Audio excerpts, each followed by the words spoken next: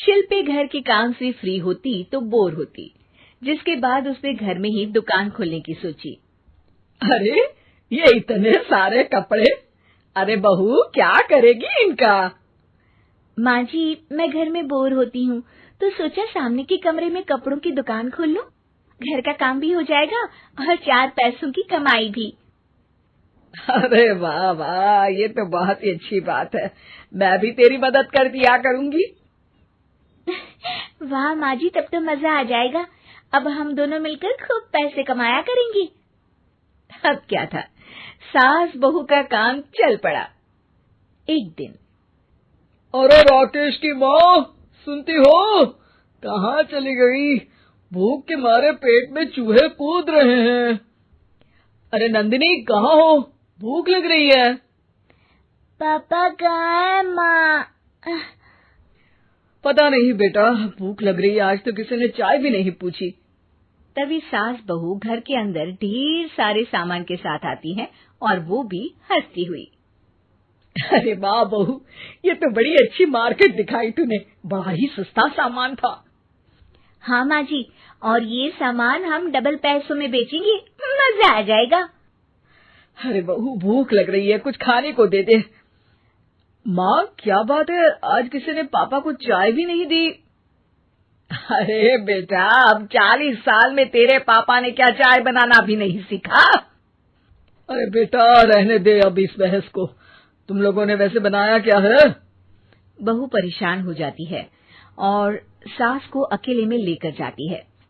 माँ जी, आज तो हम लोगों ने खाना ही नहीं बनाया। अरे बेटा, बाहर के छोले भटूरों से पेट इतना भर गया कि याद ही नहीं रहा कि घर में ये लोग भी हैं खाना खाने के लिए। अब क्या किया जाए? तभी घर में एक महिला आती है। जी, वो सुना है आप लोगों की यहाँ साड़ी बिकती है, जरा दिखाएंगे क्या? हाँ हाँ, क्यों नहीं।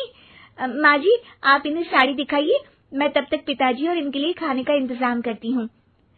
सास उस औरत को लेकर सामने वाले कमरे में चली जाती है जहाँ उन लोगों ने दुकान खोली थी।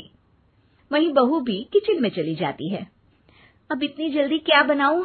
पापा जी तो खाने के लिए भी बैठ गए हैं।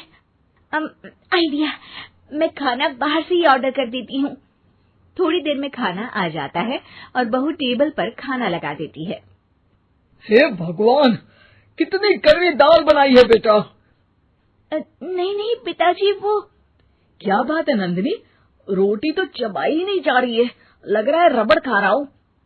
एक तो इतने महंगे होटल से खाना मंगवाया और वो भी इन लोगों को पसंद नहीं आया। तभी सास नोट गिनती हुई बाहर आती है। वाह माँ जी, बड़ी कमाई हुई लगती है। हाँ, मैंने वो 2000 वाली साड़ी 3000 में बेच दी। अरे वाह माँ जी। दोनों सास बहू बहुत खुश हो जाती हैं। मेरे पेट में ना बेटा जोर का दर्द हो रहा है। अरे माँ, क्या हुआ? पेट में दर्द? बाहर का कुछ खाया था क्या? मैदा तो नहीं खा लिया? मैंने छोले भटूरे खाए थे। माँ क्यों खाए? आपको तो पता है कि आपको मैदा सूट नहीं करता। चलिए माँ को डॉक्टर के पास ले जाते हैं।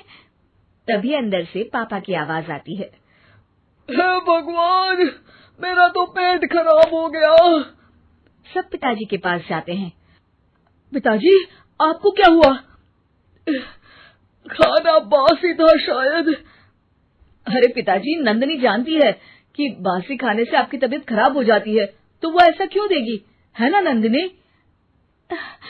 वो खाना मैंने बाहर से ऑर्डर किया था।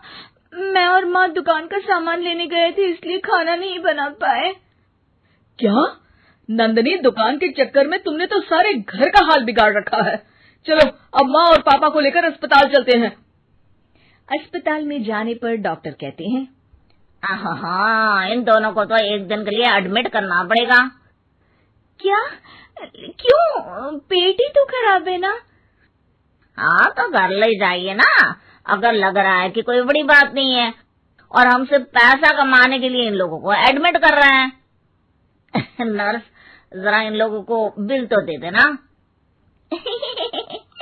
चलिए, मैं आप लोगों को पैकेज हित समझा देती हूँ।